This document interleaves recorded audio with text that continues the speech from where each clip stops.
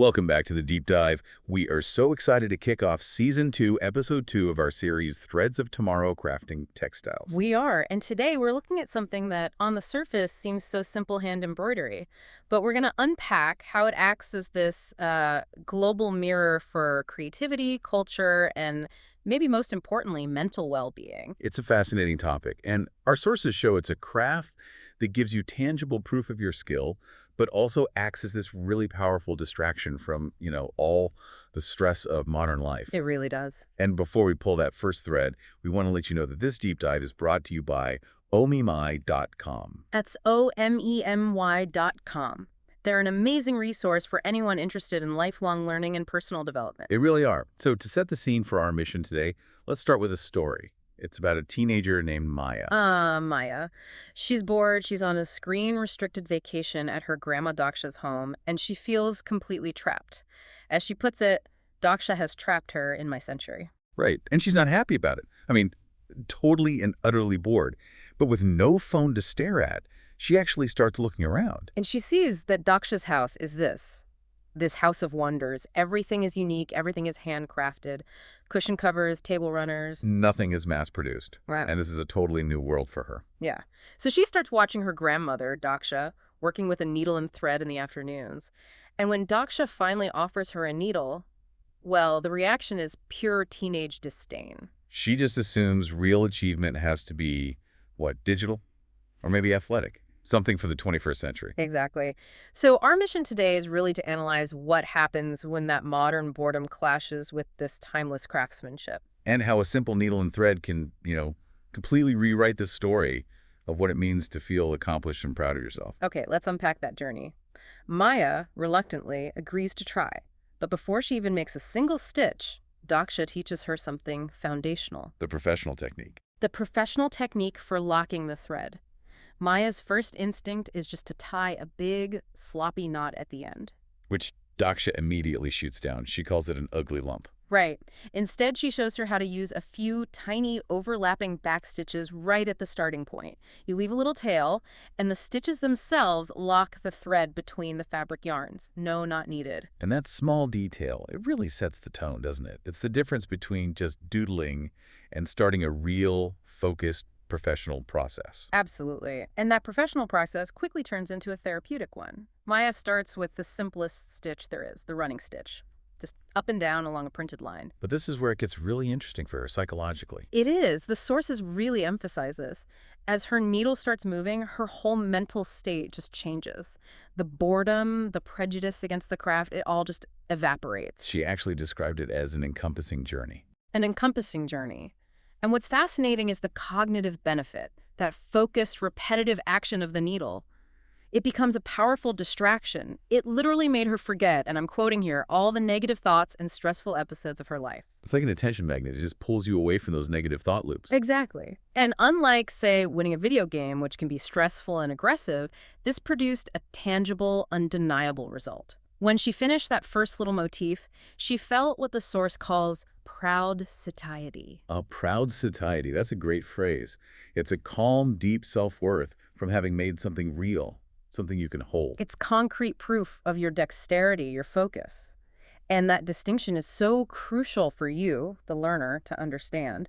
Screen time can leave us feeling agitated, right? Oh, sure. But this kind of focused physical craft left Maya calmer, prouder, and even more observant of the world around her. It was a real confidence boost, built from nothing but fabric and thread. So she's found this personal piece, this new skill, but then she realizes this isn't just her little discovery. Not at all. She finds this huge poster in Daksha's study. It's covered in all these different stitches and styles. And she just exclaims, "Are there actually so many?" She discovers it's a global tradition. This has been happening for centuries all over the world. Absolutely.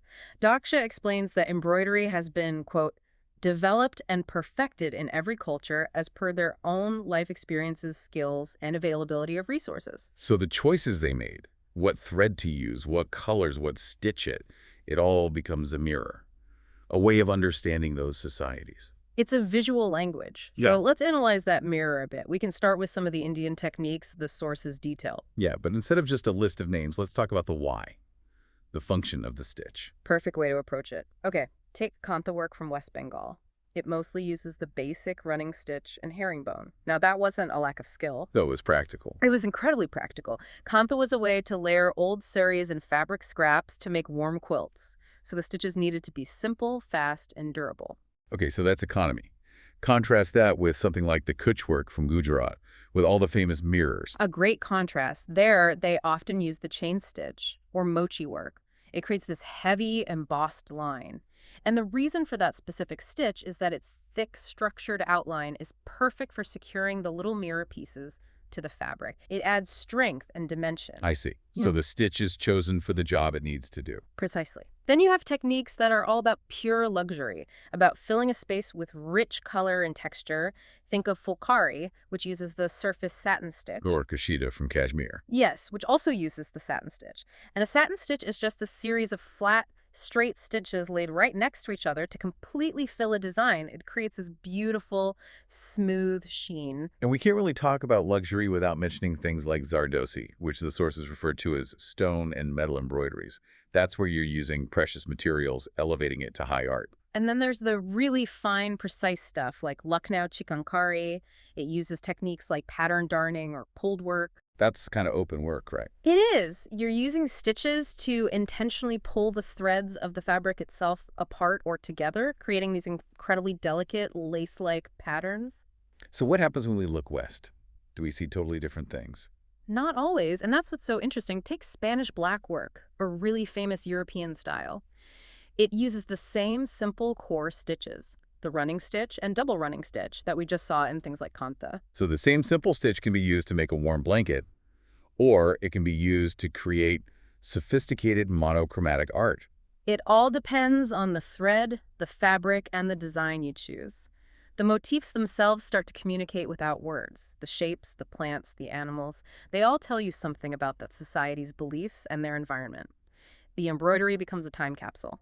That is just incredible. And while you're thinking about those amazing connections, made possible by just a needle and thread, I want to remind you that this deep dive is brought to you by ohmemy.com. That's OMEMY.com, a fantastic place dedicated to lifelong learning and giving you the insights you need to really understand complex topics. Exactly. And if you want to stay in the loop with what we're doing, new deep dives, blogs, trainings, even live workshops, you should join our Debbie the Curious's WhatsApp community. It's easy to join. Just scan the QR code you see on the poster for this deep dive, and you're in.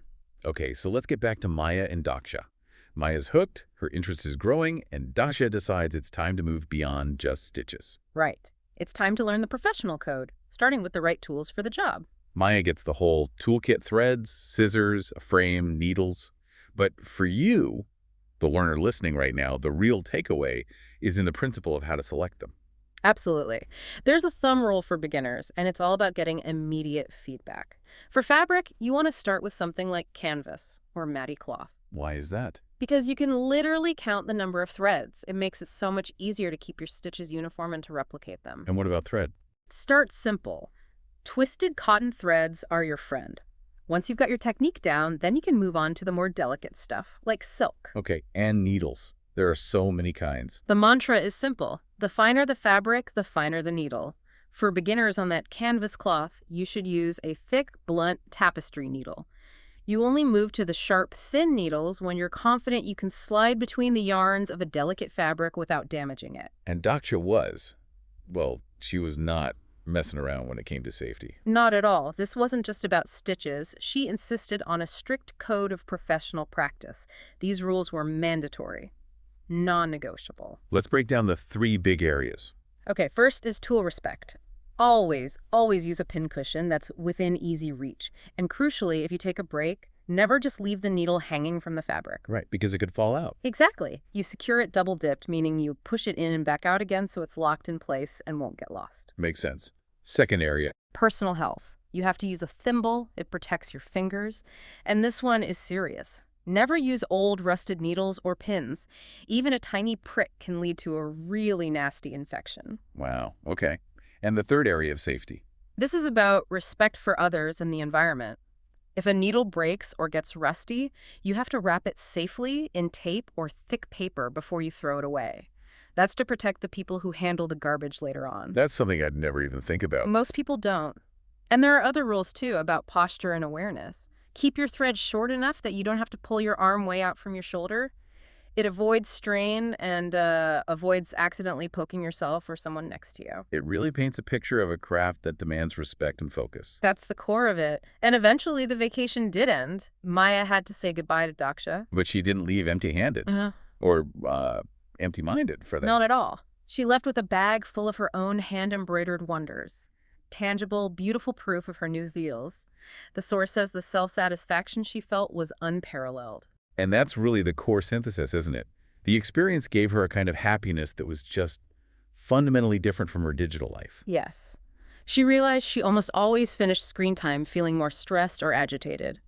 But this focused creative work, it left her feeling calmer, prouder, more observant. It was a beautiful, confidence-boosting remedy. And we really hope this deep dive has given you, the learner, a fresh perspective on the power of focus and, just creating something tangible. Let us know in the comment box what topics you'd like us to explore next. We'd love to hear from you. And one more time, this deep dive was brought to you by omemy.com. That's omemy.com. And please, don't forget to join the Devi the Curious's WhatsApp community. Just scan the QR code on the poster for this deep dive. It's the best way we can keep you informed about all the new content, workshops, and training we curate. We will be back soon with more deep dives, so be sure to follow and stay tuned. We will. And as you go about your day, we want to leave you with one final thought to reflect on. Yeah, think about this. If a simple thread and needle can provide such deep mental calm, such a profound sense of self-worth, and act as such a powerful positive distraction from the stresses of the 21st century, what other overlooked tangible crafts might be out there waiting to offer a similar necessary remedy?